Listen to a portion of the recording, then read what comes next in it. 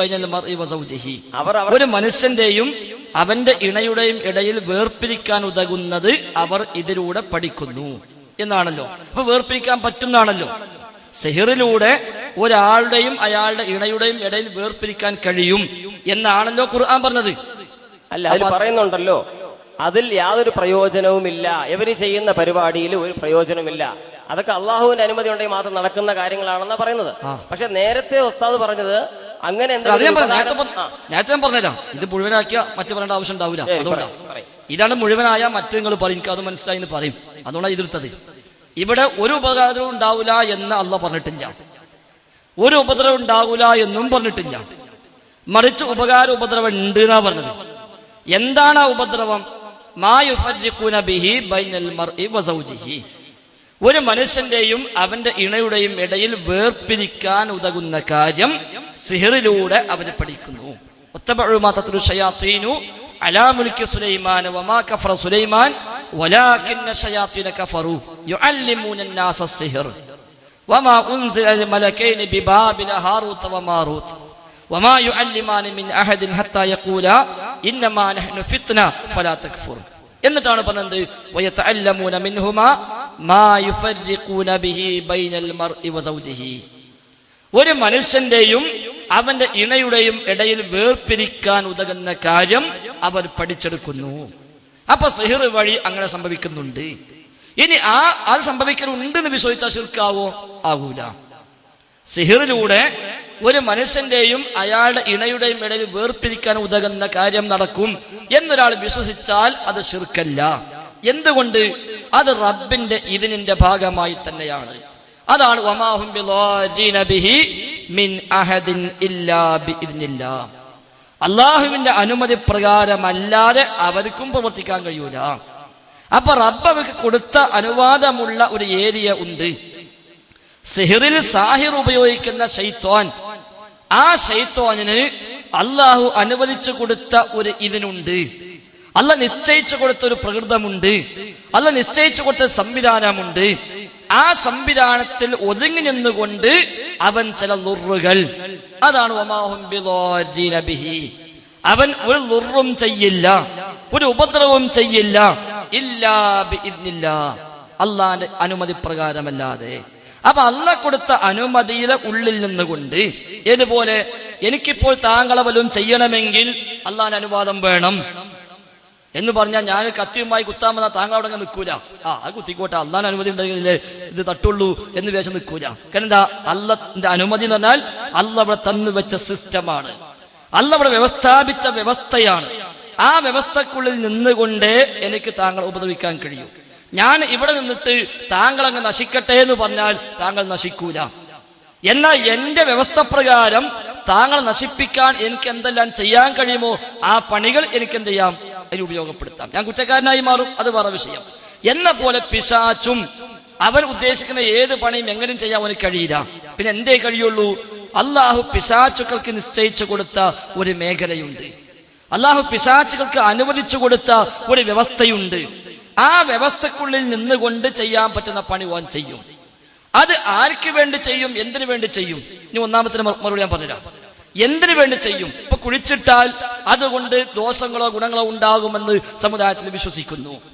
അവിടെ രണ്ടു തരം വിശ്വാസമുണ്ട്. ഒന്ന്, ആ തകിടിൽ നിന്ന്, ആ കുപ്പയിൽ നിന്ന്, ആ എഴുത്തിൽ നിന്ന് എന്തോ ഗുണദോഷങ്ങൾ ഭയക്കുന്നു, പ്രതീക്ഷിക്കുന്നു. അവിടെ അത് ശിർക്കാണ്.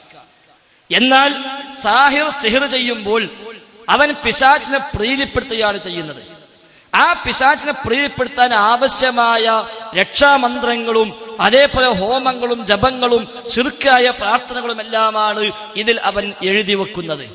പിശാചിനുള്ള ചില കോഡ് ഭാഷയാണ് അവൻ ഉപയോഗിക്കുന്നത്. പിശാചിനെ പ്രീതിപ്പെടുത്താനുള്ള പണിയാണ് അവൻ ചെയ്യുന്നത്. ഇതവൻ ചെയ്യുമ്പോൾ പിശാചിന് ബോധ്യമായി ഈ മനുഷ്യൻ നരകത്തിലേക്ക് പോലെ റെഡിയാണ്, ഇവൻ എന്നെ പൂജിക്കാൻ തയ്യാറാണ്, ഇവൻ എന്നെ പ്രീതിപ്പെടുത്താൻ തയ്യാറാണ്.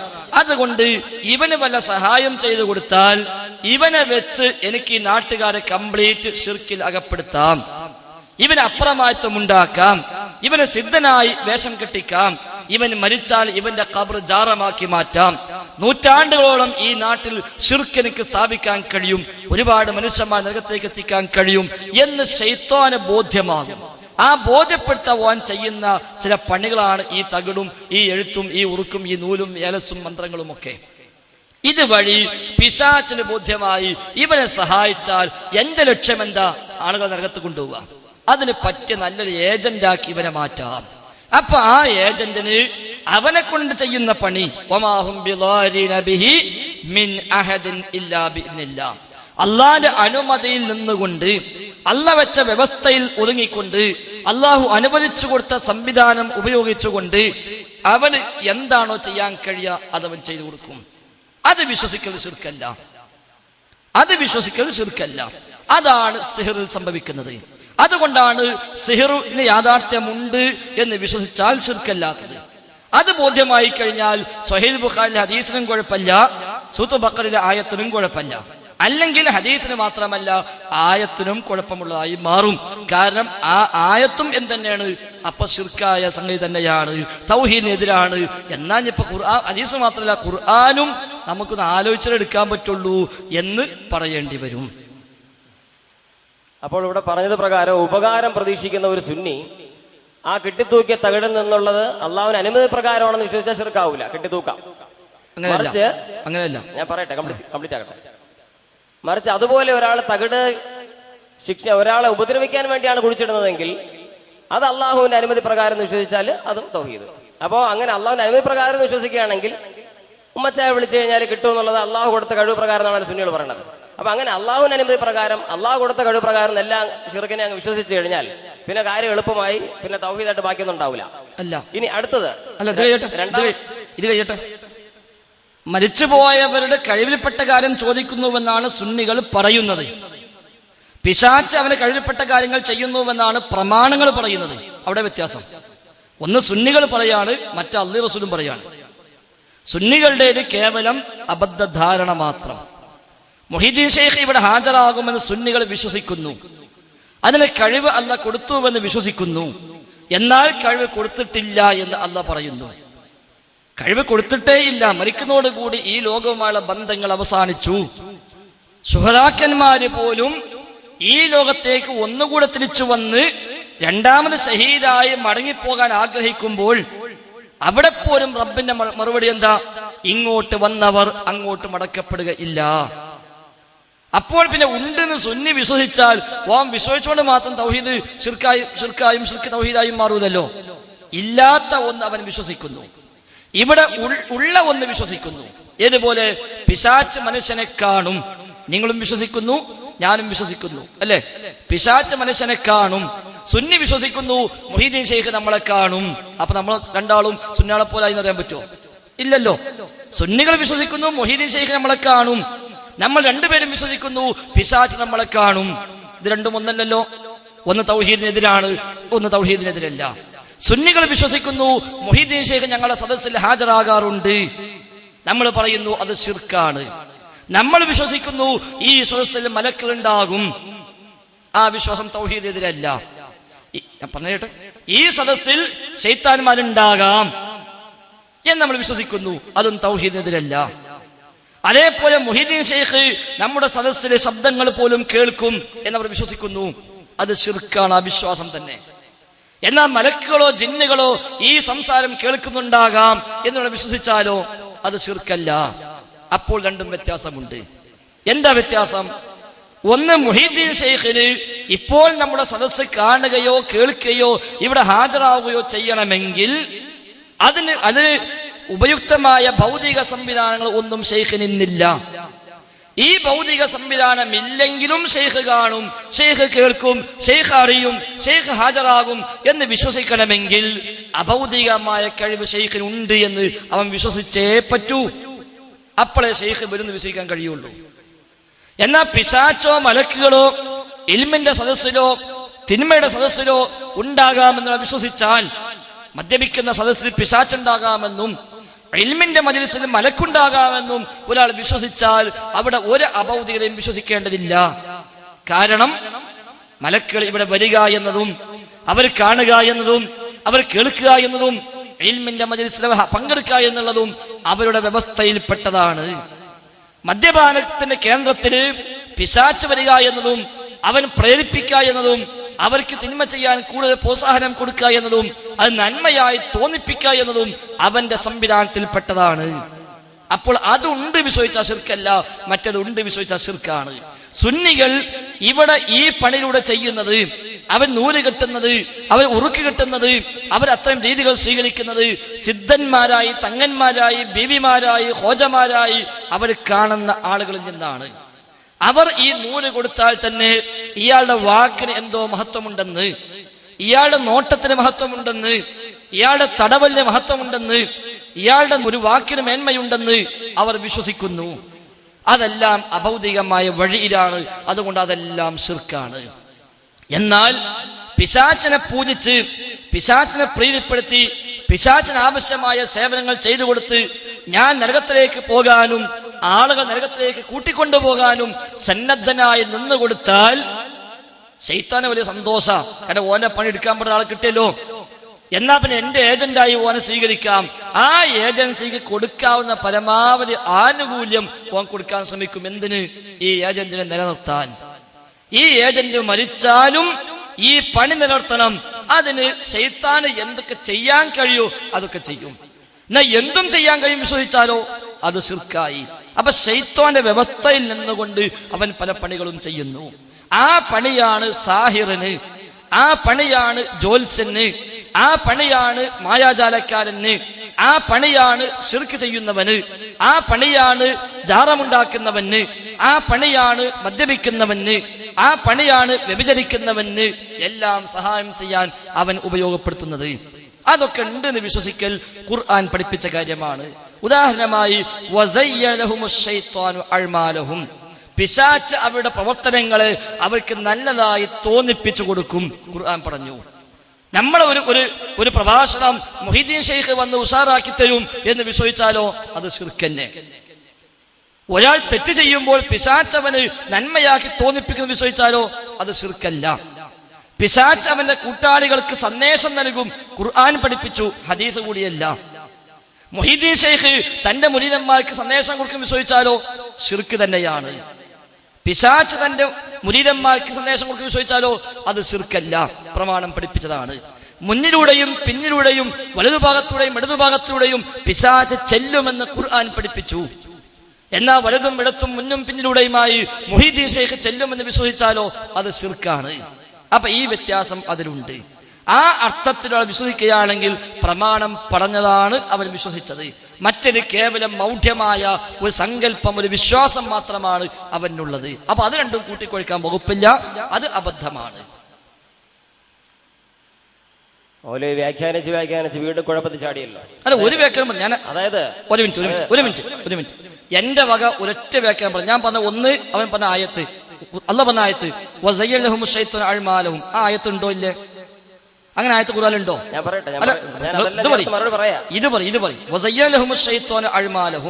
അവരുടെ കർമ്മങ്ങൾ പിശാച് അവർക്ക് നന്നാക്കി കാണിച്ചു കൊടുക്കും. ഇത് ഖുർആനിലുണ്ടോ ഇല്ലേ? ഒന്ന്. രണ്ട്, പിശാച് അവന്റെ കൂട്ടാളികൾക്ക് സന്ദേശം നൽകും. ഖുർആനിലുണ്ടോ ഇല്ലേ? ഉണ്ട്. പിന്നെന്താ ഞാൻ വ്യാഖ്യാനിച്ചത്? പറഞ്ഞു കേൾക്കുക, ശ്രദ്ധിക്കുക. അതായത് മൗലവി വ്യാഖ്യാനിച്ചിട്ട് ഇപ്പൊ എവിടെ എത്തിയെന്ന് വെച്ച് കഴിഞ്ഞാല് ജിന്ന് അള്ളാഹു ഇപ്പൊ വ്യക്തമായിട്ട് പറയുന്നുണ്ട്, അള്ളാഹുവിന് പുറമെ ആരാധിച്ചാലും ഉത്തരം കിട്ടില്ല എന്നാ തൊട്ട് നേരത്തെ പറഞ്ഞു. ജിന്നിനെ ആരാധിക്കുകയും പൂജിക്കുകയും ചെയ്തുകൊണ്ട് സാഹിറന്മാർ എന്ത് ചെയ്യുന്നു? സിഹർ ചെയ്യുന്നു. അതിന് ഫലമുണ്ടാകുമെന്ന് ബുഖാരിയിലെ ഹദീസ് ഉദ്ധരിക്കുകയും ചെയ്തു. നബി സല്ലല്ലാഹു അലൈഹി വസല്ലമയ്ക്കെതിരെ സിഹർ ചെയ്ത ജൂതൻ ജിന്നിനെയും മലക്കിനെയൊക്കെ വിളിച്ച് ആരാധിച്ച് പൂജിച്ചൊക്കെ ചെയ്ത കർമ്മങ്ങളാണെന്നാ പറയുന്നത്. അങ്ങനെ ചെയ്തതിന് ഫലമുണ്ടായി എങ്കിൽ അള്ളാഹുവിന് പുറമെ ആരാധിച്ചാൽ ഉത്തരം കിട്ടില്ല എന്ന ഖുർആനിന്റെ ആയത്തിന് എന്ത് പ്രസക്തിയാണുള്ളത്? 100% പ്രസക്തിയുണ്ട്. പറയുക അവിടെയാണ്. അപ്പൊ മറ്റു ക്ലിയർ ആയല്ലോ. നേരത്തെ ഞാൻ പറഞ്ഞ വ്യാഖ്യാനം എന്റെ വ്യാഖ്യാനം അല്ലാതെ മനസ്സിലായല്ലോ. അപ്പൊ അത് മനസ്സിലായല്ലോ. ഇനി തന്നെ ഉള്ളൂ. ഇത് വിഷയം വേറെയാണ്. ഇപ്പൊ നിങ്ങൾ ചോദിച്ച വിഷയം വേറെയാണ്. പിശാചിനെ പൂജിച്ചാൽ പിശാച് സഹായിക്കുമെന്നത് ആരാധിച്ചാൽ ഉത്തരം ചെയ്യില്ല എന്നതിന് വിരുദ്ധമല്ലേന്നാ. അതിന് മറ്റൊരു വിഷയമാണ്. നേരത്തെ പറഞ്ഞ് ക്ലിയർ ആയി എന്നാ അപ്പൊ ഞാൻ മനസ്സിലാക്കുന്നത്. നേരത്തെ പറഞ്ഞ് ക്ലിയർ ആയി എന്നാണ് മനസ്സിലാക്കുന്നത്. ഇല്ലെങ്കിൽ ക്ലിയർ ആക്കിയിട്ടേക്ക് പോവാം. ഇത് ഞാൻ പറഞ്ഞുതരാം. ഞാൻ പറയുന്നു, ഒരാൾ അമൃതാനന്ദമയ്യെ വിളിച്ചു പ്രാർത്ഥിച്ചാൽ അമൃതാനന്ദമയി ഉത്തരം ചെയ്യില്ല. എന്നാൽ അമൃതാനന്ദമയെ ആരാധിച്ച് അമൃതാനന്ദമയെ പൂജിച്ച് അമൃതാനന്ദമയുടെ ഒരു ശിഷ്യനായി ഭക്തനായി കൂടിയ ആൾക്ക് അമൃതാനന്ദമായി ഫ്രീ ആയിട്ട് വീടുണ്ടാക്കി കൊടുക്കും എന്ന് പറഞ്ഞാൽ ഖുർആനെതിരാണോ? ഖുർആനെതിരാണോ? പറയട്ടെ ഒക്കെ പറയാം. ഏതായാലും നമ്മൾ മുഴുവനാക്കിയിട്ട് പോവുള്ളൂ.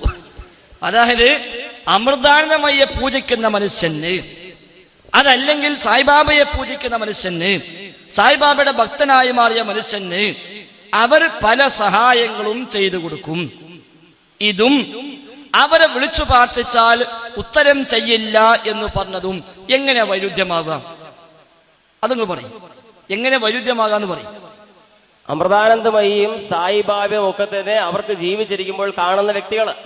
അവർക്കാണെങ്കിൽ വീട് വെച്ചു കൊടുക്കാൻ 10 പേരോട് പറഞ്ഞാൽ അവർ ചെയ്യുകയും ചെയ്യും. ഇവിടെ ജിന്നിനെ പൂജിക്കുന്ന ഒരു സാഗറെ ജിന്നെ കഴിഞ്ഞ് വീട് വെച്ച് അവർ ചെയ്യത്തില്ല. മാത്രമല്ല പ്രവാചകൻ സല്ലല്ലാഹു അലൈഹി വസല്ലമയ്ക്ക് വഹി ലഭിച്ചിട്ടുള്ള വിശുദ്ധ ഖുർആനിൽ തന്നെ സൂറത്ത് അഹ്റാഫിലെ 194 മുതലുള്ള വചനങ്ങളിൽ കാണാം, ബഹുദൈവ ആരാധകരായ ആളുകളെ, അന്നവിടെ ജിന്നിനെ ആരാധിക്കുന്നവരുണ്ട്, മലക്കിനെ ആരാധിക്കുന്നവരുണ്ട്, പിശാചിനെ, ബീവിയെ, തങ്ങളൊക്കെ ആരാധിക്കുന്ന ആൾക്കാരുണ്ട്. ആ ആളുകളെ വെല്ലുവിളിച്ചുകൊണ്ട് സധൈര്യം പ്രവാചകൻ പറയണം, ജിന്നിൻ എന്താണ് ബഹുദൈവ ആരാധകരായ ആളുകളെ, നിങ്ങൾ എന്തെങ്കിലും നിങ്ങൾ വിളിക്കുന്ന പ്രാർത്ഥിക്കുന്ന ആളുകളോട് വിളിച്ചിട്ട് എനിക്കെതിരെ എന്തെങ്കിലും ഒന്ന് ചെയ്, നിങ്ങൾ എനിക്ക് സമയം തരേണ്ടതില്ല, അത് സംഭവിക്കില്ല, അള്ളാഹുവാണ് എന്റെ സഹായി എന്ന് വ്യക്തമായിട്ട് പറഞ്ഞത്. എന്നെ വാളെടുത്ത് വെട്ടാനല്ല പ്രവാചകൻ പറഞ്ഞത്, എന്നെ തോക്കെടുത്ത് വെടിയിക്കാനല്ല പറഞ്ഞത്. മറിച്ച് പറഞ്ഞെന്താണ്, നിങ്ങൾ വിളിച്ച് പ്രാർത്ഥിക്കുന്ന, അതിൽ എന്താണ് ജിന്നും പെടും എല്ലാവരും പെടും. അങ്ങനെ പ്രാർത്ഥിക്കുന്ന ആരെങ്കിലും ഉണ്ടെങ്കിൽ അവരെ ഒന്ന് പൂജിച്ചിട്ട് വിളിച്ചിട്ട് ആരാധിച്ചിട്ട് പ്രാർത്ഥിച്ചിട്ട് എനിക്കെതിരെ എന്തെങ്കിലും ഒന്ന് ചെയ്, അള്ളാഹുവാണ് എന്റെ രക്ഷാധികാരം വ്യക്തമായിട്ട് വിശുദ്ധ ഖുർആൻ സൂറത്ത് അഹ്റാഫ് 7-ാമത്തെ അധ്യായം. അതിന് പ്രശ്നമില്ല. അപ്പൊ നിങ്ങൾ പറയുന്നില്ലല്ലേ? അപ്പോൾ ഈ ഖുർആൻ, അപ്പൊ ഈ ഹദീസില് നിങ്ങൾ പറഞ്ഞു അല്ല, ആ ഹദീസ് പോട്ടെ, നിങ്ങൾ നേരത്തെ പറഞ്ഞ എന്താ, അമൃതാനന്ദമായി ജീവിച്ചിരിപ്പുണ്ട്, അവർ വിചാരിച്ചാൽ പലതും ചെയ്യാൻ പറ്റും. അപ്പൊ നമ്മളിപ്പോ അമൃതാനന്ദമയോട് പറയാണ്, നമ്മളിപ്പോ പറയാന്ത്, അമൃതാനന്ദമയുടെ ഭക്തന്മാർ നമ്മൾ പറയാ ഈ ആയത്തോതാ, നിങ്ങൾ അമൃതാനന്ദമയെ പൂജിക്കുന്നുണ്ടല്ലോ, ഞാൻ അള്ളാഹുവിന്റെ റസൂലിനെ വെല്ലുവിളിച്ചപ്പോ ഞാൻ വെല്ലുവിളിക്കുന്നു, നിങ്ങൾ എനിക്കെതിരെ വല്ലതും ചെയ്യൂ എന്ന് പറഞ്ഞാൽ ഓല് വല്ലതും ചെയ്താൽ ഈ ആയത്ത് പൊളിയോ? പൊളിയല്ലോ. ഈ ആയത്ത് പൊളിയുന്നില്ല. അതാ ഞാൻ പറഞ്ഞ ആരാധന പൊളിയോ? ആയത്ത് പൊളിയോ? പൊളിയും. കാരണം എന്ന് പറഞ്ഞാല് ആയത്ത് പൊളിയുന്നല്ല, ആയത്തിൽ ആ പറഞ്ഞ ആശയം ശ്രദ്ധിക്കുക. നമ്മൾ ഈ സാധാരണ ഖുറാൻ മുസ്ലിം ആയത്തിൽ പറയുന്നത് അള്ളാഹു, അത് മനസ്സിലായി. അതായത് നിങ്ങൾ നേരത്തെ പറഞ്ഞു അമൃതാനന്ദമയും സായിബാബയും ജീവിച്ചിരിപ്പുള്ള സമയത്ത് അവരെ പൂജിച്ചവർക്ക് അവർ എന്തെങ്കിലും സഹായം ചെയ്തു കൊടുത്തേക്കാം, അതിനെതിരല്ല. പിശാചിനെ പൂജിക്കുന്നവർക്ക് പിശാച് ജീവിച്ചിരിപ്പുള്ളവനാണ്, ജിന്നുകൾ ജീവിച്ചിരിപ്പുള്ളവരാണ്, ഈ ജീവിച്ചിരിക്കുന്ന പിശാചിന് അവന്റേതായ കഴിവുണ്ട് എന്ന് അതേ ഖുർആനിൽ പറഞ്ഞു. അതേ ഖുർആനിൽ തന്നെ അതേ ഖുർആനിൽ തന്നെ പറഞ്ഞു പിശാചിന് അവന്റേതായ കഴിവുണ്ട്. ആ പിശാച് അവന്റെ മിത്രങ്ങൾക്ക് സന്ദേശം നൽകും. നിങ്ങൾ നേരത്തെ പറഞ്ഞു ആ ആയത്തുണ്ട് യൂഹൂന ഇലാ ഔലിയാഇഹിം, പിശാച് അവന്റെ മിത്രങ്ങൾക്ക് സന്ദേശം നൽകും. ഈ ആയത്ത് ഖുർആനിലുണ്ട്. എന്നാൽ പിശാചിനെ പൂജിച്ചാൽ പിശാച് ഉത്തരം ചെയ്യില്ല എന്ന് അതേ ഖുർആൻ പഠിപ്പിച്ചു. അപ്പൊ ഖുർആൻ വൈരുദ്ധ്യമാണോ? ഒരിക്കലുമല്ല. പൂജിക്കുന്ന ആരാധിക്കപ്പെടുന്ന ഒരു ശക്തിക്കും ഒരു വ്യക്തിക്കും ഒരു പടപ്പിനും തന്നെ ആരാണോ ആരാധിക്കുന്നത് അവന് ആ ദുആക്ക് ഉത്തരം ചെയ്യാൻ സാധ്യമല്ല, അത് സംശയമില്ല. എന്നാൽ താൻ ആരെയാണോ ആരാധിക്കുന്നത് ആ ആരാധ്യൻ തന്റെ ഭക്തന് തന്നെ കൊണ്ട് ചെയ്തു കൊടുക്കാൻ പറ്റാവുന്ന പല സഹായങ്ങളും ഉണ്ടെങ്കിൽ അതവൻ ചെയ്തു കൊടുക്കും. അത് അമ്മ ചെയ്യുന്നു ഇവിടെ, സായിബാബ ചെയ്യുന്നു ഇവിടെ, സായിബാബനെക്കാൾ ശേഷം അയാളുടെ പിന്മുറക്കാൾ ചെയ്യുന്നു ഇവിടെ എന്ന പോലെ പിശാച് ഇവിടെ എന്തിനാ ഇറങ്ങിയത്? മനുഷ്യനെ നരകത്തിൽ കൊണ്ടുപോകാൻ, ശിർക്ക് ചെയ്യിക്കാൻ. അതുകൊണ്ട് ആ പിശാചിനെ പൂജിച്ച് നരകത്തിലേക്ക് പോകാൻ തയ്യാറായി ഒരുത്തൻ നിൽക്കുമ്പോൾ അവൻ പിശാചിന്റെ ഭക്തനാണ്, അവൻ പിശാചിന്റെ വലിയാണ്, പിശാചിനെ രക്ഷാധികാരി ആക്കിയവരാണ്. അല്ലാഹു പറയുന്നു യൂഹൂന ഇലാ ഔലിയാഇഹിം, അവന്റെ വലിയുകൾക്ക്, അവന്റെ മിത്രങ്ങൾക്ക് അവൻ സന്ദേശം നൽകും. പിശാചിനെ പൂജിച്ച് പിശാചിന്റെ കൂടെ കൂടി പിശാചിന്റെ മിത്രമായി മാറിയ പിശാചിന്റെ വലിയന്, പിശാചിന്റെ മിത്രത്തിന് പിശാച് സന്ദേശം നൽകും. അതും ഇതേ ഖുർആൻ തന്നെ പറഞ്ഞത്. അത് അഹ്റാഫിലെ ആയത്തിന് എതിരല്ല. വിളിച്ചു പ്രാർത്ഥിച്ചാൽ ഒരാളും ഉത്തരം ചെയ്യില്ല. ഇൻ തദ്ഉഹും ലാ യസ്മഉ ദുആഅക്കും. നബിയും ഉത്തരം ചെയ്യില്ല, വലിയും ഉത്തരം ചെയ്യില്ല, ജിന്നും ഉത്തരം ചെയ്യില്ല, ശൈത്താനും ഉത്തരം ചെയ്യില്ല, മലക്കും ഉത്തരം ചെയ്യില്ല, ഞാനും നിങ്ങളും ഉത്തരം ചെയ്യില്ല. ലോകത്ത് റബ്ബല്ലാത്ത ഒരു പടപ്പിനും ദുആക്ക് ഉത്തരം ചെയ്യാൻ കഴിയില്ല. എന്നാൽ എന്നെ പൂജിച്ച് എന്റെ ഒപ്പം കൂടിയാക്ക് ഞാൻ ചിലപ്പോൾ എന്ത് ചെയ്യും, എനിക്ക് ചെയ്യാൻ പറ്റിയ വല്ലതൊക്കെ ചെയ്തു കൊടുക്കും. പ്രമാണിമാരെ സേവിച്ച് ഓലൊപ്പം കൂടിയാൽ ഓൻ ചിലപ്പോൾ വണ്ടി വാങ്ങിക്കൊടുക്കും. സ്വാഭാവികല്ലേ? എന്ന പോലെ പിശാചിനെ പൂജിച്ച് പിശാചിനെ ഒപ്പം കൂടിയാൽ ഓൻ എന്ത് ചെയ്യും? യൂഹൂന ഇലാ ഔലിയാഇഹിം, അവന്റെ മിത്രങ്ങൾക്ക് അവൻ സന്ദേശം നൽകുന്നു. ഈ സന്ദേശം നൽകുന്നു എന്നത് ദുആക്ക് ഉത്തരം ചെയ്യില്ല എന്നതിന് വിരുദ്ധമല്ല. ദുആക്ക് ഉത്തരം ചെയ്യാൻ റബ്ബിനെ കഴിയൂ. പിന്നെ ചെയ്യുന്ന എന്താണ്? തന്റെ ഒപ്പം നരകത്തിലേക്ക് പോകാൻ തയ്യാറായിട്ട് നിൽക്കുമ്പോ തനിക്ക് ഓൻ എന്താണോ ചെയ്തു കൊടുക്കാൻ പറ്റുക എങ്കിൽ ആ പണികൾ ഓൻ ചെയ്യും. ആ സഹായം സാഹിറിന് കിട്ടുന്നുണ്ട്, ആ സഹായം കാഹിന് കിട്ടുന്നുണ്ട്. അത് വിശുദ്ധ ഖുർആൻ തന്നെ പഠിപ്പിച്ചതാണ്. ഹദീസിൽ മാത്രം വന്നതല്ല. ബുഖാരിയിലെ ഹദീസല്ലേ പ്രശ്നം? ഖുർആനാണ് പറഞ്ഞത്, ഖുർആനാണ് പഠിപ്പിച്ചത്. പിശാച് അവന്റെ മിത്രങ്ങൾക്ക് ബോധനം നൽകും. നമ്മൾ ബുഖാരി വിടുക കുഴപ്പമില്ല, എന്നാൽ വിശുദ്ധ ഖുർആനാണ് പഠിപ്പിച്ചത് പിശാച് അവന്റെ മിത്രങ്ങൾക്ക് ബോധനം നൽകും. ഇത് നമ്മൾ എങ്ങനെ വ്യാഖ്യാനിക്കുക? പിന്നെ പറയും ബുഖാരിയിലെ ഹദീസിൽ എവിടെയെങ്കിലും ഈ ആയത്ത് പറയും. ബുഖാരി എടുക്കട്ടെ, ബുഖാരി നമ്മൾ എടുത്തിട്ടേ ഇല്ല. ബുഖാരി നമ്മൾ പണ്ട് ചില മനുഷ്യന്മാർ തോട്ടി കയറുന്നതാ, ഞാൻ പിന്നെ എടുത്തോണ്ട് അവിടെ വെക്കട്ടെ. ഇപ്പൊ ഈ ആയത്ത് പറയും യൂഹൂന ഇലാ ഔലിയാ, പിശാച് അവന്റെ മിത്രങ്ങൾക്ക് ബോധനം നൽകും എന്ന് പറയും. ഈ മിത്രമാരാ? ഈ ബോധനം എന്താ? അപ്പൊ സിഹിർ ചെയ്യുന്ന സിഹിറൊന്നും വേണ്ട, പിശാച് അവന്റെ മിത്രങ്ങൾക്ക് ബോധനം നൽകും. ബോധനം നൽകട്ടെ, എന്താ കുഴപ്പം? എന്താ ബോധനം നൽകുക? അത് തന്നെയാണ് വസ്വാസ്. ബോധനം അറിയോ? കൈയടിക്കുന്നതിനാ? വിഡിത്തം പറഞ്ഞ കൈയടിക്കും. അതായത് വിഡിത്തം കൈയടിക്കും. ശ്രദ്ധിക്കേ, പറഞ്ഞേക്ക്. അതായത് പിശാചിനെ ഇവിടെ സാഹിർ പിശാചിനെ ഉപയോഗപ്പെടുത്തിക്കൊണ്ട് ചില ബോധനങ്ങൾ എന്താണ് പിശാചിന് എന്താണ് അവന്റെ കൂട്ടാളികൾക്ക് എത്തിച്ചു കൊടുക്കുക നിങ്ങൾ പറഞ്ഞു. പ്രവാചക തിരുമേനി സല്ലല്ലാഹു അലൈഹി വസല്ലമയ്ക്കാണ് ഇവിടെ മാരണം ബാധിച്ചതായിട്ട് പറയുന്നത്. ആ പ്രവാചക തിരുമേനി സല്ലല്ലാഹു അലൈഹി വസല്ലമയ്ക്ക് പിശാചിന്റെ ബോധനം ഉണ്ടാവുകയും 6 മാസത്തോളം കാലം എന്ന് ഇല്ല, ഒരു ദിവസം എവിടെ ഇല്ല. ശരി, ഒരു ദിവസം ഒരു ദിവസവും ഇല്ല. അപ്പൊ 6 മാസക്കാലം ചെയ്യുന്ന കാര്യം ചെയ്യാത്ത കാര്യം ചെയ്തതായി തോന്നുന്നതായും ഒക്കെ ഹദീസുകളിൽ കാണാം. അങ്ങനെ പ്രവാചകൻ സല്ലല്ലാഹു അലൈഹി വസല്ലമയെ പിശാച് കേവലം ഒരു സാഹിർ പൂജിച്ചതിന്റെ പേരിൽ അങ്ങനെ മറുപടി കൊടുത്തുകൊണ്ട് പിശാച് ആ രൂപത്തിൽ പ്രവർത്തിക്കുമെന്നാണോ നിങ്ങൾ പറയുന്നത്? പ്രവാചകനിൽ ലോകത്ത് ഇതുവരെ ആർക്കും ഇങ്ങനെ സിഹിർ ബാധിച്ചിട്ടൊരു ഹദീസ് വന്നിട്ടില്ലല്ലോ.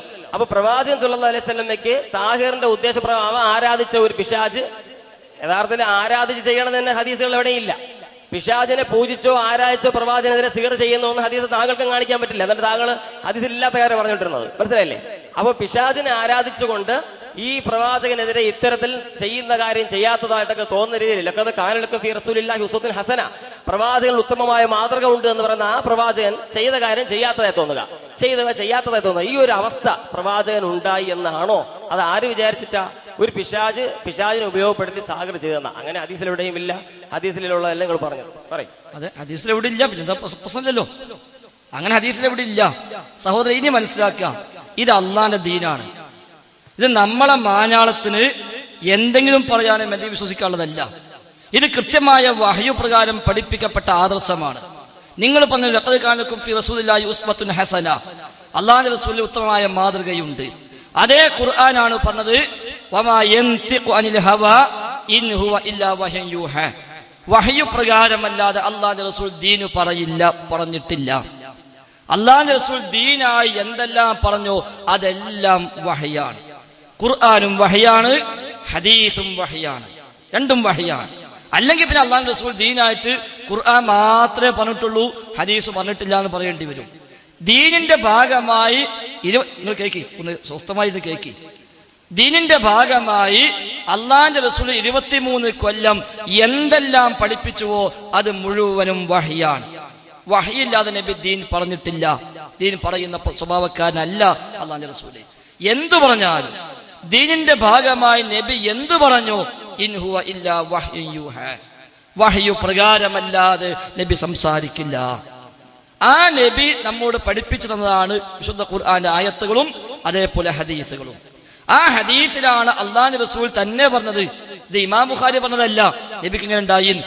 അള്ളാഹുവിന്റെ റസൂൽ തന്നെ പറയുന്നു ആ പറഞ്ഞത് നമുക്ക് സ്വീകരിക്കാൻ പറ്റില്ല എന്ന് പറഞ്ഞാൽ അത് കുറച്ച് പ്രയാസമാണ്. നബി പറഞ്ഞോ ഇല്ലേ നമുക്ക് അന്വേഷിക്കാം. 6 മാസം ഒരു ശൈത്താൻ നബിന്റെ പിന്നാലെ കൂടി എന്ന് ബുഖാരിയിൽ ഇല്ല. അത് വേറെ ചില ശൈത്താന്മാര് പറഞ്ഞുണ്ടാക്കിയതാ. നബി അങ്ങനെ പറഞ്ഞിട്ടില്ല, ബുഖാരിയിൽ അങ്ങനെ ഇല്ല.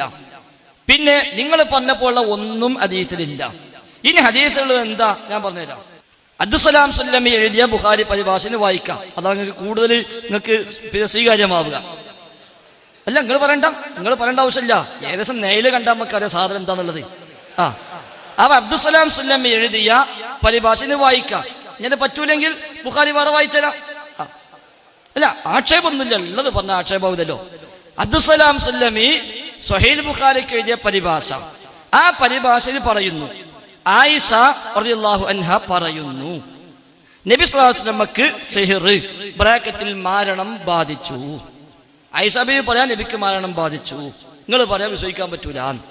ഒന്ന്, അബ്ദുസ്സലാം സുല്ലമി കൊടുത്ത അർത്ഥം, താൻ യഥാർത്ഥത്തിൽ ചെയ്യാത്ത പ്രവൃത്തികൾ ചെയ്തതായി നബിക്ക് തോന്നാൻ തുടങ്ങി. അങ്ങനെ ഒരു ദിവസം നബി സ്വല്ലല്ലാഹു അലൈഹി വസല്ലം പ്രാർത്ഥിച്ചു, വീണ്ടും വീണ്ടും പ്രാർത്ഥിച്ചു. ശേഷം അവിടുന്ന് പറഞ്ഞു, എനിക്ക് സുഖം പ്രാപിക്കാൻ വേണ്ട മാർഗം അള്ളാഹു അറിയിച്ചു തന്നത് ആയിഷ നീ അറിഞ്ഞോ? 2 ആളുകൾ എന്റെ അടുക്കൽ വന്നു. ഒരാൾ എന്റെ തലക്ക് സമീപവും മറ്റേയാൾ എന്റെ 2 കാലുകൾക്കരികിലും ഇരുന്നു. ഒരാൾ മറ്റേയാളോട് ചോദിച്ചു, ഈ മനുഷ്യന്റെ രോഗം എന്താണ്? അദ്ദേഹത്തെ സിഹ്ർ ബാധിച്ചിരിക്കുകയാണെന്ന് മറ്റേയാൾ മറുപടി പറഞ്ഞു. ആരായി മറ്റേയാളും ഒന്നാമത്തെ ആളും? 2 മലക്കുകളാണ്. അപ്പൊ മലക്ക് ചോദിക്കുക മറ്റേ മലക്കിനോട്, ഇയാൾക്ക് എന്തു പറ്റി? അപ്പൊ മലക്കിന്റെ മറുപടി സിഹ്ർ ബാധിച്ചതാണ്. അത് ആയിഷ ബീവി നമുക്ക് പറഞ്ഞു എന്ന് അബ്ദുസ്സലാം സുല്ലമി തന്നെ അർത്ഥം കൊടുത്തിരിക്കുന്നു. എന്നിട്ട് ആരാണ് മാരണം ചെയ്തത്? ആദ്യത്തെ മനുഷ്യൻ ബ്രാക്കറ്റിൽ മലക്ക് ചോദിച്ചു. ലബീദ് ഇബ്നു അയ്സം ആണെന്ന് മറ്റേയാൾ പ്രത്യുത്തരം നൽകി. സിഹിറിന് എന്താണ് അയാൾ ഉപയോഗിച്ചത്? രണ്ടാമൻ പറഞ്ഞു, ചീർപ്പും മുടിയും, അല്ലെങ്കിൽ പരുത്തി, ഈത്തപ്പനയുടെ ആൺകുലയുടെ കൂമ്പാളയുമാണ് ഉപയോഗിച്ചിരിക്കുന്നത്. എവിടെയാണത്? ഒന്നാമൻ ചോദിച്ചു. ദർവാൻ കിണറ്റിലാണ് ഉള്ളതെന്ന് രണ്ടാമൻ മറുപടി പറഞ്ഞു. ഉടനെ നബി സല്ലല്ലാഹു അലൈഹി വസല്ലമ അവിടേക്ക് പുറപ്പെട്ടു. മടങ്ങി വന്ന് ആയിഷ റളിയല്ലാഹു അൻഹയോട് പറഞ്ഞു, അവിടുത്തെ ഈത്തപ്പനകൾ ശൈത്വാന്മാരുടെ തല പോലെയുണ്ട്. അപ്പോൾ ഞാൻ ബ്രാക്കറ്റിൽ ആയിഷ ചോദിച്ചു, അവിടുന്ന് അത് പുറത്തേക്കെടുത്തോ? നബി സല്ലല്ലാഹു അലൈഹി വസല്ലം അരുളി, ഇപ്പോൾ അള്ളാഹു എന്നെ സുഖപ്പെടുത്തിയിരിക്കുന്നു. ഇനി അത് പുറത്തെടുക്കുന്ന പക്ഷം ജനങ്ങൾക്കിടയിൽ അത് വമ്പിച്ച കുഴപ്പത്തിന് കാരണമായേക്കുമോ എന്ന് ഞാൻ ഭയപ്പെടുന്നു. പിന്നീട് ആ കിണർ മൂടിക്കളഞ്ഞു. സ്വഹീഹ് ബുഖാരി പരിഭാഷ 360. ഇത് അബ്ദുസ്സലാം സുല്ലമി കൊടുത്ത അർത്ഥമാണ്. നിങ്ങൾക്ക് സ്വീകാര്യമാണെങ്കിലും അല്ലെങ്കിലും ശരി, ഹദീസിന്റെ അർത്ഥം അങ്ങനെ തന്നെ ആണ് താനും. അതിൽ വ്യത്യാസം അയാൾ വരുത്തിയിട്ടില്ല. സാധാരണ വരുത്തലുണ്ട്, ഇതിന് വരുത്തിയിട്ടില്ല. മൂപ്പര് പിന്നെ ശേഷം കൊടുത്തു, ഇതിന്റെ സ്വീകാര്യത പരിശോധനാ വിധേയമാണ്. അതൊക്കെ പറയാൻ സ്വാതന്ത്ര്യമുണ്ട്. പലരും പരിശോധിച്ചു. അപ്പൊ എല്ലാവർക്കും മനസ്സിലായി കുഴപ്പമില്ല, സ്വീകരിക്കാൻ പറ്റിയതാണ്. മൂപ്പര് അത്രേ പറഞ്ഞുള്ളൂ, സ്വീകാര്യത പരിശോധിക്കണം. പരിശോധിച്ചപ്പോൾ സ്വീകരിക്കാൻ പറ്റിയതാണ്. പോരായ്മകൾ അതിന്റെ പരമ്പരയിൽ ലോകത്തൊരാളും ഉന്നയിച്ചിട്ടില്ല. ആ ഹദീസ് സ്വഹീഹ് അല്ലാന്നോ ദുർബലമാണെന്നോ ഖുർആനെതിരാണെന്നോ ബുദ്ധിക്കെതിരാണ് എന്നോ തൗഹീദിനെതിരാണ് എന്നോ ലോകത്ത് മുഅ്തസിലികൾ പറഞ്ഞിട്ടുണ്ട്. വേറെ അഹ്ലുസുന്നയിൽ ആരും പറഞ്ഞിട്ടില്ല. ഇനി ഞാൻ പറഞ്ഞുതരാം, ഈ ഹദീസിൽ വന്ന കാര്യം ഇതാണ്. ഹദീസിൽ വന്ന പദപ്രയോഗങ്ങൾ. ഇനി ഈ പുതിയ ശബാബിൽ ഇതേക്കുറിച്ച് എഴുതിയിട്ടുണ്ട്. ഞാൻ രണ്ടും കൂടി വായിച്ചുതരാം. പുതിയ ശബാബിൽ ഫെബ്രുവരി 22 ശബാബിൽ ഇതേ ഹദീസിനെ കുറിച്ച് എഴുതിയിട്ടുണ്ട്. നമ്മൾ രണ്ടും കൂടി കമ്പയർ ചെയ്യാം. അപ്പോഴാണ് ഇത് ഖുർആനെതിരാവുക. നബി സല്ലല്ലാഹു അലൈഹി വസല്ലമക്ക് സിഹ്ർ ബാധിച്ചു വന്ന ബുഖാരിയിലെ ഹദീസ് ഖുർആനിലെ 2 ആയത്തുകൾക്ക് വിരുദ്ധമാണ്. ശബാബിൽ എഴുതാണ്, ബുഖാരിയിലെ 2 ആയത്തുകൾക്ക് വിരുദ്ധം. ഏതായത്ത്? അതിൽ കടുത്ത പ്രവാചക നിന്ദയുണ്ട്. സാഹിറിന് ബ്രാക്കറ്റിൽ മാരണക്കാരൻ എങ്ങനെ വന്നാലും വിജയമുണ്ടാവുക ഇല്ല എന്ന് ഖുർആൻ സൂറത്ത് തോഹയിൽ പറയുമ്പോൾ ലബീദ് എന്ന മരണക്കാരൻ 101% വിജയിച്ചു എന്ന് ബുഖാരിയിലെ ഹദീസ് പറയുന്നു. ഹദീസ് നമ്മളിപ്പോ വായിച്ചല്ലോ. ഈ ഹദീസിൽ പറഞ്ഞോ 101% വിജയിച്ചു എന്ന്? ഇല്ല. പിന്നെ ലബീദ് 100% തോറ്റു എന്നുള്ളത്. ഓൻ സിഹിർ ചെയ്തു, ഓൻ ഒരുപാട് ലക്ഷ്യങ്ങൾ ഉണ്ടായിരുന്നു. പക്ഷെ അള്ളാഹ് പരാജയപ്പെടുത്തി. അള്ളാഹ് മലക്കുകളെ പറഞ്ഞയച്ചു, സംഗതി വെളിച്ചത്ത് കൊണ്ടുവന്നു, പ്രതിവിധി കാണിച്ചു കൊടുത്തു. നബി ആ പ്രതിവിധി ചെയ്തു, നബിക്ക് സുഖമായി. അപ്പൊ ലബീദ് തോറ്റു. അതാ അള്ളാഹ് പറഞ്ഞത്, വലാ യുഫ്ലിഹു സാഹിറു ഹൈസു അതാ. സാഹിർ മാരണക്കാരൻ എവിടെ ചെന്നാലും വിജയിക്കില്ല. അങ്ങനെ ഇരിക്കുക, നമുക്ക് ആ സിഹിർ ഒന്ന് പഠിക്കുക. പണ്ട് അനസ് മുസ്ലിമൊക്കെ ചെയ്തിരുന്നു, ഇപ്പൊ 30 നിർത്തിക്കണേ. അപ്പൊ നമ്മൾ ഇങ്ങനെയെങ്കിലും സലാം സുലൈമിനെ നമുക്ക് പഠിക്കാം. അപ്പൊ മാരണക്കാരൻ എവിടെ ചെന്നാലും വിജയിക്കില്ല എന്നാണ് ആയത്ത്. ഈ ആയത്തിന് അപ്പുറപ്പുള്ള ആയത്ത് എന്താ? ഏത് സമയത്താ പറഞ്ഞത്? ഈ ആയത്തിന് ഈ ഹദീസ് എതിരാണ് എന്നാണ് സ്വഭാവം. നിങ്ങൾ ഏതായാലും ബുഖാരി കണ്ടിട്ടില്ല, ഹദീസ് ബുഖാരിന്ന് വായിച്ചിട്ടില്ല എന്നാ നിങ്ങൾ പറഞ്ഞു കഴിഞ്ഞു. അപ്പൊ ഞാൻ വായിച്ചോ പറയട്ടെ. ഈ ഹദീസ് ആയത്തിനെതിരാണ് എന്നാണ് പറഞ്ഞത്. ഈ ആയത്ത് മൂസാ നബിയുടെ സംഭവവുമായി ബന്ധപ്പെട്ട് പറയുന്നിടത്താണ് ഖുർആൻ പറഞ്ഞത്. അവിടെ ഫിർഔന്റെ മുമ്പിൽ വന്നു, ഫിർഔന് ഇത് സിഹിറാണെന്ന് പറഞ്ഞു. അങ്ങനെ വാദപ്രതിവാദത്തിന് വേദി ഒരുങ്ങി. അങ്ങനെ എല്ലാവരും വന്നു. അവർ ചോദിച്ചു, മൂസ നീയാണോ ആദ്യം ഇടുക അതോ ഞങ്ങളാണോ ഇടേണ്ടത്? മൂസാ നബി പറഞ്ഞു, ഖാല ബൽ അൽഖു, നിങ്ങൾ ഇട്ടുകൊള്ളുക. ഫൈദാ ഹിബാലുഹും വഇസിയ്യുഹും യുഖയ്യലു ഇലൈഹി മിൻ സിഹ്രിഹിം അൻഹാ തസ്അ. അപ്പോൾ അവരുടെ വടികളും കയറുകളും അവരുടെ സിഹിർ നിമിത്തം അത് ഓടുന്നുവെന്ന് മൂസാ നബിക്ക് തോന്നി. അപ്പോൾ അദ്ദേഹം പേടിച്ചു. അപ്പൊ അല്ലാഹ് വിളിച്ചു, നീ പേടിക്കേണ്ടതില്ല. വഅൽഖി മാ ഫീ യമീനിക്, താങ്കളുടെ വലത്തെ കൈയിലുള്ള വടി താങ്കൾ ഇട്ടുകൊള്ളുക. തൽഖഫ് മാ സ്വനഉ, അവർ ചെയ്തതിനെ അത് വിഴുങ്ങും. ഇന്നമാ സ്വനഉ കൈദു സാഹിർ, അവർ ഉണ്ടാക്കിയത് സാഹിറിന്റെ മാരണക്കാരന്റെ തന്ത്രം മാത്രമാണ്.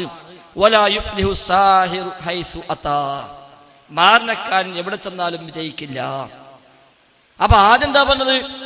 മാരണക്കാരൻ വടിയിട്ടു, കയറിട്ടു, അത് പാമ്പാകുന്നു മൂസാ നബിക്ക് തോന്നി. അല്ലാഹ് പറയാ മാരണക്കാരൻ വിജയിക്കൂല. അപ്പൊ ഖുർആനിൽ വൈരുദ്ധ്യം എന്നൊരുത്തം പറയോ?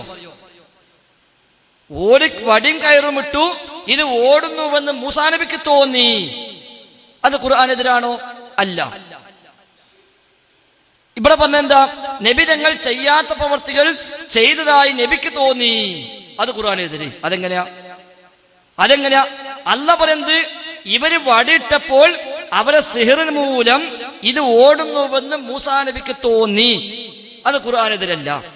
ലബീദ് ഈത്തപ്പനയുടെ കൂമ്പാളം ഇട്ടപ്പോൾ അത് മുഖേന നബി തങ്ങൾക്ക് ചെയ്യാത്ത ചില പണി ചെയ്തു എന്ന് തോന്നി. അത് ഖുർആനെതിരെ. ആയത്തേതാ? വമാ യുഫ്ലിഹു സാഹിറു ഹൈസു അതാ, സാഹിർ വിജയിക്കൂല. അപ്പൊ മൂസാ നബിക്ക് തോന്നി എന്ന് പറഞ്ഞോട്ട് നിങ്ങൾ ശ്രദ്ധിക്കണില്ല. ചോദ്യം ചോദിക്കാൻ മാത്രാവല്ലേ, വളരെ വിലപ്പെട്ട സമയമാണ്. ഒരുപാട് മനുഷ്യന്മാർ ബാക്കിലുണ്ട്. നിങ്ങൾ ഉത്തരം പണിയണ്ടേ? ഒരു ഹദീസല്ല ഒന്നുമില്ലെങ്കിൽ ശരിക്ക് കേക്ക്. നമുക്ക് ചെറിയ പ്രതീക്ഷകളെ പറ്റിയുണ്ട്, അതുകൊണ്ടാണ്. പിന്നെ അപ്പൊ ഇവിടെ മൂസാ നബിക്ക് തോന്നി എന്ന് ഖുർആൻ പറഞ്ഞു. അത് വലാ യുഫ്ലിഹു സാഹിറു ഹൈസു അതാ എന്നതിനെതിരല്ല. മുഹമ്മദ് നബിക്ക് തോന്നി എന്ന് ഹദീസിൽ വന്നു. അത് ഖുർആനെതിരും. അത് ശരിയല്ല. ഒന്ന്. ഇനി മറ്റൊന്ന് എന്നിട്ട് പറയാം. അപ്പൊ 101% ലബീദ് വിജയിച്ചു എന്ന് ബുഖാരിയിലില്ല. അത് ഒരു കളവ്. പിന്നെ നബി സല്ലല്ലാഹു അലൈഹി വസല്ലം ലബീദിനെ ഭയപ്പെട്ടു. അതും ബുഖാരിയിലില്ല, എവിടെയില്ല. ഈ ഖലീൽ ബുഖാരി പറഞ്ഞു നമുക്കറിയില്ല, ഇമാം ബുഖാരി പറഞ്ഞിട്ടില്ല. ഒരു ഹദീസിലും വന്നിട്ടില്ല നബി ലബീദിനെ ഭയപ്പെട്ടു എന്നില്ല. പിന്നെ ക്ഷുദ്ര വസ്തുക്കൾ ദർവാണി കിണറ്റിൽ നിന്നും എടുക്കാനുള്ള നിർദ്ദേശം നൽകാനായി അള്ളാഹു 2 മലക്കുകളെ അയച്ചിട്ടും ഫലമുണ്ടായില്ല.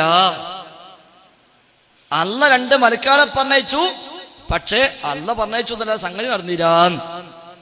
ശബാബ് എഴുതുക.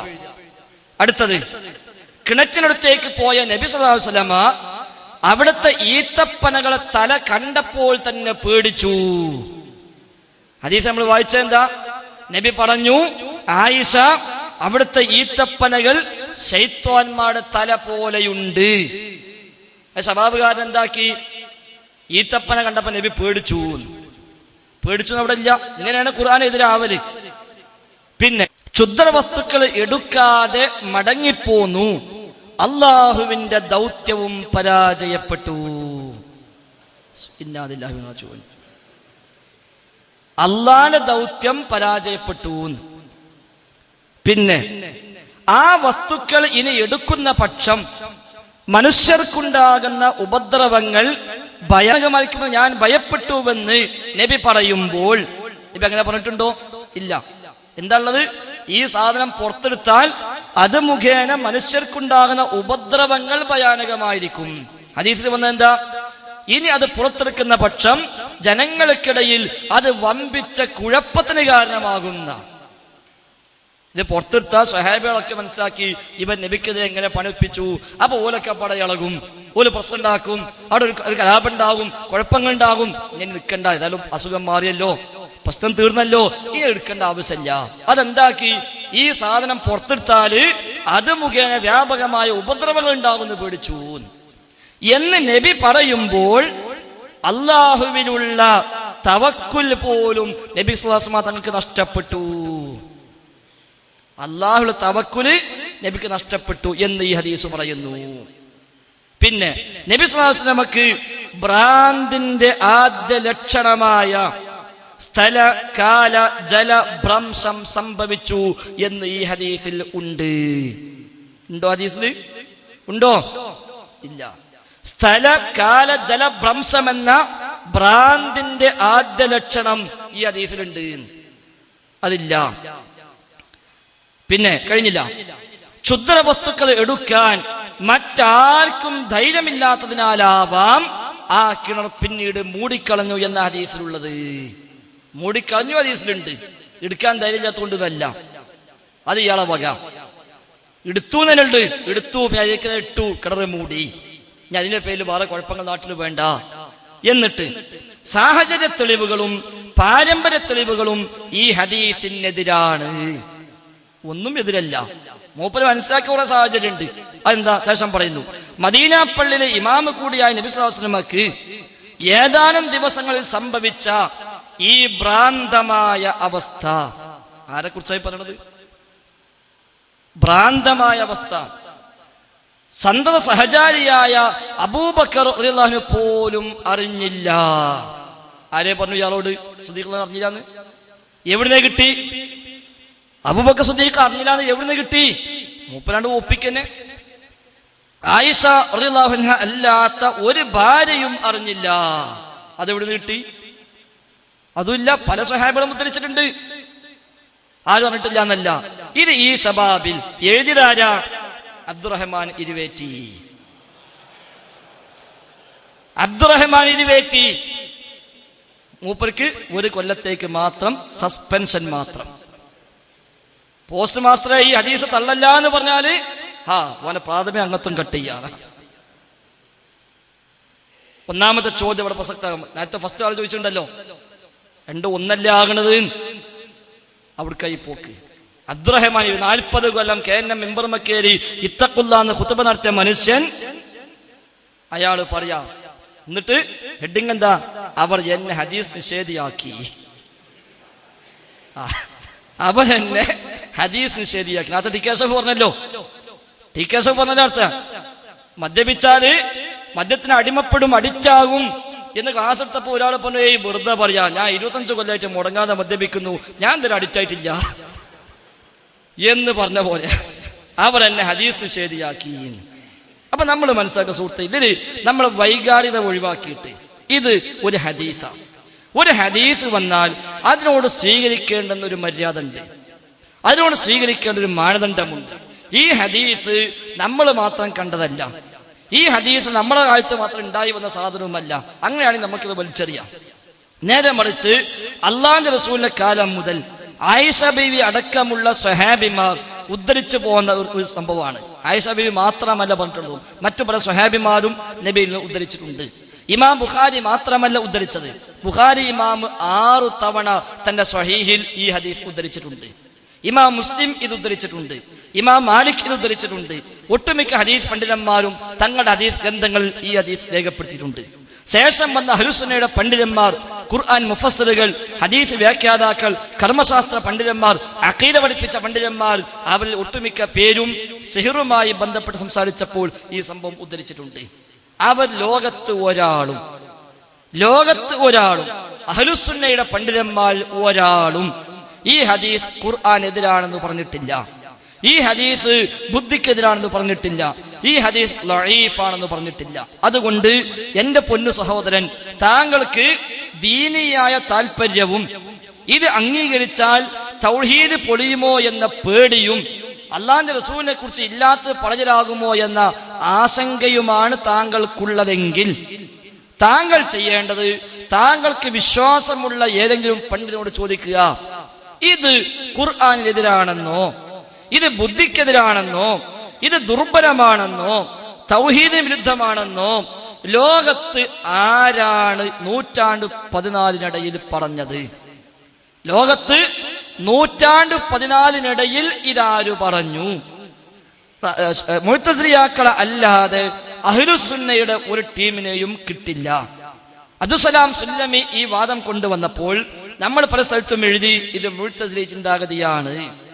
എന്നിട്ട് ജിന്നി പിശാച് സിഹ്ർ എന്ന പേരിൽ അയാൾ പുസ്തകം എഴുതിയപ്പോൾ അയാൾ പറഞ്ഞെന്താ, മുഅ്തസിലികളാണ് സിഹ്ർ നിഷേധിച്ചത് എന്ന് അവർ എനിക്കെതിരെ പറയുന്നു. എന്നാ മുഅ്തസിലികൾ മാത്രമല്ല, ഒറ്റപ്പെട്ട മറ്റു ചിലരും അത് നിഷേധിച്ചിട്ടുണ്ടല്ലോ എന്നാ. മുഅ്തസിലികൾ മാത്രമല്ല, വേറെ ചില ഒറ്റപ്പെട്ടവരൊക്കെ ഉണ്ടല്ലോ. അപ്പൊ മുഅ്തസിലികളുടെ പണിയാണ് ഇത്. അതുകൊണ്ട് സഹോദരൻ, ആത്മാർത്ഥമായിട്ടാണ് ചോദ്യമെങ്കിൽ, അതല്ല ഒരു മുഖാമുഖണ്ട് കേട്ടപ്പോ അമ്മയോട് പോയിട്ട് ഉള്ള സമയത്ത് അമ്മ എടുക്കുക എന്നാണെങ്കിൽ നിവൃത്തിയൊന്നുമില്ല. അതേസമയം ആത്മാർത്ഥമായിട്ട് ഇത് മനസ്സിലുള്ള ആശങ്കയും എന്താ റബ്ബേ ഇങ്ങനെ ഹദീസ് വന്നു എന്നുമുള്ള ബേജാറാണെങ്കിൽ താങ്കൾ അന്വേഷിക്കുന്നതാണ് ഈ ഹദീസ് ഖുർആനെതിരാണെന്ന്, ഇത് ബുദ്ധിക്കെതിരാണെന്ന്, ഇത് തൗഹീദിനെതിരാണെന്ന്, ഇത് നബിതങ്ങളെ ആക്ഷേപിക്കലാണെന്ന്, ഇത് ലഖദ് കാന ലക്കും ഫീ റസൂലില്ലാഹി ഉസ്വത്തുൻ ഹസന എന്ന ആയത്തിനെതിരാണെന്ന് ലോകത്ത് ഇതിനു മുമ്പ് ആര് പറഞ്ഞു? ഇതിനു മുമ്പ് അബ്ദുസ്സലാം സുല്ലമി പറയുന്നതിന് മുമ്പ് ലോകത്ത് അഹ്ലുസുന്നയുടെ പേരിൽ അറിയപ്പെട്ട ഏതു പണ്ഡിതനാണ് അങ്ങനെ രേഖപ്പെടുത്തി വെച്ചത് എന്ന് സൗകര്യമുണ്ടെങ്കിൽ താങ്കളൊന്ന് പോയി അന്വേഷിക്കണം എന്നാണ് സൂചിപ്പിക്കാനുള്ളത്. ഇവിടെ മൂസാ നബി അലൈഹി സ്വലാത്തു വസ്സലാമിന്റെ അവിടെ വെച്ചിട്ട് സാഹിറുകൾ കാണിച്ചതിനെയും പ്രവാചക തിരുമേനി സല്ലല്ലാഹു അലൈഹി വസല്ലമയ്ക്ക് സംഭവിച്ച സിഹ്റിനെയും ഒത്തൊരുമിച്ച് കൂട്ടിയിണക്കി കൊണ്ടുപോയി രക്ഷപ്പെടാനുള്ള പഴുത് ശരിയല്ല. കാരണം മൂസാ നബി അലൈഹി സ്വലാത്തു വസ്സലാമിന്റെ മുന്നിൽ കാണുന്ന കാര്യം അദ്ദേഹം പേടിച്ചത്. അദ്ദേഹം ഒരു മനുഷ്യനാണ്, സ്വാഭാവികമായിട്ടും പാമ്പിനെ കണ്ടാൽ പേടിക്കും. അദ്ദേഹത്തിന് മാജിക് അറിയില്ല. അതുപോലെ ഏതെങ്കിലും ഒരു വീട്ടിലോ അല്ലെങ്കിൽ ദൂരസ്ഥലത്ത് ഇരുന്നുകൊണ്ട് ഒരാൾ ചെയ്യുന്ന പണിയാണ് ഇവിടെ പ്രവാചകന്റെ സിഹ്ർ. നമ്മൾ മനസ്സിലാക്കണം, രണ്ടും വ്യത്യാസമുണ്ട്. ഇത് മുമ്പ് ശംസീദൻ പാലത്ത് ഓടിച്ചിട്ട് കുത്തുന്നത് അത് തെറ്റോ എന്ന് ചോദിക്കുമ്പോൾ ആയിപ്പോയി. ഭൗതികമായ രീതിയിൽ പ്രവാചകൻ സല്ലല്ലാഹു അലൈഹി വസല്ലമയുടെ മുമ്പിൽ വെച്ചല്ല സാഹിർ മാരണം ചെയ്തത്. മറിച്ച് അദ്ദേഹം പ്രവാചകൻ കാണാത്ത ഏതോ ഒരു സ്ഥലത്ത് കിടന്ന ഒരു സംഭവം നടന്നതിന് പിന്നീട് പ്രവാചകൻ അറിയുകയും പ്രവാചകൻ ബാധിക്കുകയും ചെയ്തിട്ട് ഹദീസ് വരുന്നത്. എന്നാൽ നിങ്ങൾ പറഞ്ഞ മൂസാ നബി അലൈഹി സ്വലാത്തു സംഭവം ഇതുമായിട്ട് യോജിപ്പിക്കാൻ പറ്റില്ല. അവിടെ എന്താ സംഭവിച്ചത്? മൂസാ നബി അലൈഹി സ്വലാത്തു വസ്സലാമിന്റെ മുന്നിൽ നേർക്ക് നേരെ വടി പാമ്പാകുന്ന കാഴ്ച അദ്ദേഹം കാണുന്നു, ഭയപ്പെടുന്നു. ആ ഭയപ്പെടലാണോ ഇത്? ഇതങ്ങനെയല്ല, ഇത് അഭൗതികമായ ഭയപ്പെടലാണ്. ഇതിൽ ഭൗതികമായ ഒന്നും തന്നെ അദ്ദേഹത്തിന് ഏൽക്കുന്നില്ല. മറിച്ച് എവിടെയോ കുഴിച്ചിട്ടത് മൂലം പ്രവാചകന് ചില തോന്നലുകൾ ഉണ്ടാകുന്ന ഈ ഒരു അവസ്ഥാവിശേഷം ഉണ്ടാവുക എന്ന് പറയുന്നത് എങ്ങനെ ശരിയാകും? കുഴിയിൽ കിടക്കുന്ന ഔലിയാക്കളിൽ നിന്ന് സഹായം പ്രതീക്ഷിക്കുന്ന സുന്നിയും കുഴിയിൽ കിടക്കുന്ന മുടിയും പൂവിൽ നിന്ന് ഉപദ്രവം പ്രതീക്ഷിക്കുന്ന നിങ്ങൾ തമ്മിൽ എന്ത് വ്യത്യാസമുള്ളതെന്ന് പറയും. അത് വളരെ പ്രസക്തമായ ചോദ്യമാണ്. അപ്പൊ ഇതുവരെ പറഞ്ഞൊക്കെ ക്ലിയറായി. ഇനിയിപ്പോ മൂസാ നബിയും ഇതും കൂടി കമ്പയർ ചെയ്യാൻ പറ്റൂലെന്നാ. ഒരു വിഷയത്തിൽ പറ്റും. ഏത് വിഷയത്തില്? മൂസാ നബിയുടെ വിഷയം നമ്മൾ എന്തിനാ എടുത്തിട്ടത്? നിങ്ങളാണ് ആദ്യം ശബാബ് ഖാന കമ്പയർ ചെയ്തത്. വലാ യുഫ്ലിഹു സാഹിറു ഹൈസു അത്താന്ന് പറഞ്ഞത് മൂസാ നബിന്റെ സംഭവത്തിലാണ്. മാരണക്കാരൻ എവിടെ ചെന്നാലും വിജയിക്കില്ല എന്ന് അള്ളാഹ് പറഞ്ഞ എവിടെയാ? മൂസാ നബിന്റെ കാര്യത്തിലാണ്. ആ ആയത്ത് ഈ ഹദീസിനെതിരെ നിങ്ങണ്ടാ കൊണ്ടുവന്നത്. അതിനും ഫിറ്റാണ്, കുഴപ്പമൊന്നുമില്ല, എതിരല്ല, നമുക്ക് മനസ്സിലാകുന്നുണ്ട്. പക്ഷെ മാരണക്കാരൻ സാഹിർ എവിടെ ചെന്നാലും വിജയിക്കില്ല എന്ന് പറഞ്ഞ അവിടെ തന്നെ അള്ളാഹ് എന്ത് പറഞ്ഞു? ആ സാഹിർ വടിയും കയറും ഇട്ടപ്പോ മൂസാ നബിക്ക് തോന്നി ഇത് പാമ്പായിട്ടുണ്ട്. യഥാർത്ഥത്തിൽ പാമ്പായിട്ടില്ലല്ലോ, നേരെ പാമ്പായിട്ടില്ല, വടി പാമ്പായിട്ടില്ല, അത് വടി തന്നെയാണ്. പാമ്പായി മാറിയിട്ടില്ല. പിന്നെ യുഖയ്യലു ഇലൈഹി മിൻ സിഹ്രിഹിം, അവരുടെ സിഹ്ർ മുഖേന മൂസാ നബിക്ക് തോന്നി ഇത് പാമ്പായി. എന്നാ സാഹിർ വിജയിക്കൂല. ഈ തോന്നിപ്പിക്കുക എന്ന പണിയിൽ സാഹിർ വിജയിച്ചല്ലോ. നേരെ കണ്ടോ കണ്ടില്ല നല്ല പ്രശ്നം ആയിക്കോട്ടെ. ഞാൻ ഇപ്പൊ നിങ്ങൾക്കെതിരെ ഒരാൾ ഇപ്പൊ ഇവിടെ ആക്രമിക്കാൻ വന്നു, നിങ്ങൾ പേടിക്കും. നിങ്ങളോട് പറയാ അപ്പുറത്ത് ഇന്ന ടൗണിൽ ഇന്ന ലോഡ്ജിൽ 4 ആൾ നിങ്ങൾക്കെതിരെ മീറ്റിംഗ് കൂടിയിട്ടുണ്ട്, നിങ്ങൾ അപായപ്പെടുത്താൻ, പേടിക്കൂലേ? ഏയ് മുന്നിൽ കാണില്ല, ഞാൻ പേടിക്കൂല എന്ന് പറയോ? ഇല്ലല്ലോ. അപ്പൊ മുന്നിൽ കണ്ടോ കണ്ടില്ലെന്നല്ല, മറിച്ച് അവിടെ ആ സാഹചര്യങ്ങൾ ചെയ്തത് എന്താ? വടിയിട്ട് പാമ്പാക്കി മൂസ നീ ചെയ്യുന്ന സിഹിർ, ഞങ്ങൾ ചെയ്യണം സിഹിർ എന്ന് ബോധ്യപ്പെടുത്താനാ ഓല് വന്നത്. അതിന് ഒരു കയറിട്ടു, വടിയിട്ടു. ഓല് കയറും വടിയും ഇട്ടപ്പോ മൂസാ നബിക്ക് തോന്നി ഇത് ഓടുന്നു. ആ സാഹിർ വിജയിച്ചോ ഇല്ലേ? തോന്നിപ്പിക്കുക എന്ന പണിയിൽ വിജയിച്ചു. പക്ഷെ അല്ല ഇടപെട്ടു. അല്ല പറഞ്ഞു മൂസ ഇത് സിഹിറാണ്, പേടിക്കണ്ട. വിജയിച്ചിട്ടാണല്ലോ മൂസാ നബി പേടിച്ചത്. പാമ്പായി തോന്നിയിട്ടാണല്ലോ മൂസാ നബി പേടിച്ചത്. അപ്പൊ അല്ല വിളിച്ചു, പേടിക്കണ്ട, ഇട്ടോ താങ്കളുടേത്, വിഴുങ്ങിക്കൊള്ളും, ഓൻ വിജയിക്കൂല. അപ്പൊ തോറ്റു. ലബീദ് ബിൻ അസ്സം നിർവാൺകത്തിൽ കൊണ്ടുപോയി സിഹിർ ചെയ്ത സാധനം നിക്ഷേപിച്ചു. മുഹമ്മദ് നബിക്ക് തോന്നി ചില തോന്നലുകൾ. അല്ല ഇടപെട്ടു. അല്ല മലക്കിനെ പറഞ്ഞയച്ചു. നബിയോട് പറഞ്ഞു, ഇതാ ഇന്ന സ്ഥലത്ത് ഇന്നാൾ ചെയ്തിട്ടുണ്ട്, പോയി എന്ത് ചെയ്യാ, നശിപ്പിക്കുക. സ്വഹാബത്തിനെ പറഞ്ഞയച്ചു. നോക്കുമ്പോ സാധനം അവിടെ ഉണ്ട്. മലക്കള് പറഞ്ഞ സംഗതി സത്യം. ചെന്നപ്പോ സാധനം അവിടെ ഉണ്ട്. പുറത്തെടുക്കണ്ട തീരുമാനിച്ചു. അങ്ങോട്ട് തന്നെ ഇട്ടു. കിണറ് മൂടിക്കളഞ്ഞു. സുഖമായി. ഓൻ വിജയിച്ചില്ല, ഓൻ തോറ്റു. ഇത് ഒന്ന് വൈരുദ്ധ്യമാണ്, മറ്റും വൈരുദ്ധ്യമാകണ്ടേ? അപ്പൊ ഇനി മുമ്പിൽ നേരെ കാണുകയാണെങ്കിൽ സിഹിറിന് യാഥാർത്ഥ്യം ഉണ്ട് എന്നാണോ ഇപ്പൊ അർത്ഥം? ഇനിയിപ്പോ അതാണ് പ്രശ്നമുള്ളത്. മുന്നിൽ കണ്ടോ കണ്ടില്ല. അപ്പൊ മുന്നിലാണെങ്കിൽ സിഹിറിന് യാഥാർത്ഥ്യം ഉണ്ട്, മുന്നിൽ അല്ലെങ്കിൽ യാഥാർത്ഥ്യം ഇല്ല എന്നല്ലേ അതിനുള്ളൂ. കേക്ക് ഏതായാലും രണ്ടുമള കേക്ക് അങ്ങോട്ടും ഇങ്ങോട്ടൊക്കെ. അപ്പൊ മുന്നിൽ കണ്ടാൽ യാഥാർത്ഥ്യം ഉണ്ട്, അപ്പൊ പേടിച്ചാലും പ്രശ്നമൊന്നുമില്ല. കാണുന്നില്ലെങ്കിലോ അത് പേടിച്ചാൽ പ്രശ്നം തന്നെയാണ്. എന്നാണെങ്കിൽ അതെന്താ സുലാണ്? അപ്പൊ ചുരുക്കത്തിൽ ഞാൻ നിങ്ങൾ പറഞ്ഞു, നിങ്ങൾക്ക് ഈ ഹദീസ് ഖുർആനെതിരാണ് എന്ന ആശങ്കയാണോ, ഇത് റസൂലിനെ ആക്ഷേപിക്കലാണ് എന്ന ആശങ്കയാണോ? എങ്കിൽ ഈ ഹദീസ് ഞാനും നിങ്ങളുമല്ലല്ലോ ആദ്യമായി കൈകാര്യം ചെയ്തത്. നിങ്ങളാണ് ഈ കാലം വരെ സ്വഹീഹ് ബുഖാരിയിൽ ആ ഹദീസ് കണ്ടിട്ടില്ല എന്ന് പറഞ്ഞു. ഞാൻ ആ സാധനം കണ്ടിട്ടുണ്ട്. ആ ഹദീസിന് ലോകത്ത് ഒരുപാട് പണ്ഡിതന്മാർ നൽകിയ വ്യാഖ്യാനങ്ങൾ വായിക്കാൻ അവസരമുണ്ടായിട്ടുണ്ട്.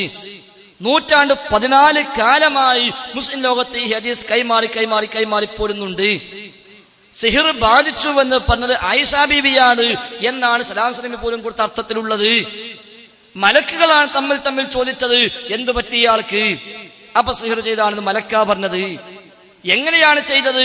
ദർവാണത്തിൽ കൊണ്ടുപോയി ഇന്ന സാധനം നിക്ഷേപിച്ചിട്ടുണ്ട്. ചെന്ന് നോക്കുമ്പോ സാധനം അവിടെ കണ്ടു എന്നും പറയുന്നു. ഇനി ഇതൊക്കെ കളവാണോ? ഇതെല്ലാം ഇല്ലാത്തതാണോ? ഈ ഹദീസ് അസ്വീകാര്യമാണോ? എങ്കിൽ ഹദീസ് ഉണ്ട് എന്ന് കിട്ടിയത് എവിടുന്ന? ഇമാം ബുഖാരിന്റെ കിതാബെന്ന്. ആ ഇമാം ബുഖാരിക്കുണ്ടല്ലോ നിയമങ്ങൾ, ഒരു ഹദീസ് എടുക്കാനും എടുക്കാതെക്കാനും ഉള്ളത്. നമ്മളാരും നടന്നു പോകുമ്പോ വഴിയിൽ ഇങ്ങനെ ഇതിലങ്ങനെ പോയപ്പോ റോഡ് സൈഡിൽ നിന്ന് കണ്ടല്ലോ ഹദീസ്. നമ്മൾ ഹദീസ് എവിടുന്ന കണ്ടത്? ഇമാം ബുഖാരിന്റെ കിതാബിൽ നിന്ന്, ഇമാം മുസ്ലിമിന്റെ കിതാബിൽ നിന്ന്, ഇമാം മാലിക്കിന്റെ കിതാബിൽ നിന്ന്. അവിടുന്ന് നമ്മൾ കാണുന്നത് ആ ഇമാം ബുഖാരി ഒരു ഹദീസ് സ്വീകരിക്കാനും തള്ളാനുമുള്ള മാനദണ്ഡം പഠിപ്പിച്ചിട്ടുണ്ട്. അത് നമ്മൾ എടുക്കൂലെന്നും ബുഖാരിന്റെ കിതാബ് കണ്ടാൽ അത് ചീത്ത പറയാൻ വേണ്ടി എടുക്കാന്നും പറഞ്ഞാൽ അതിനായല്ലോ. വേണ്ട, ലോകത്ത് വന്ന ഹദീസ് പണ്ഡിതന്മാർ ഒരു ഹദീസ് സ്വീകരിക്കാനും തള്ളാനുമുള്ള മാനദണ്ഡം വെച്ചിട്ടുണ്ട്.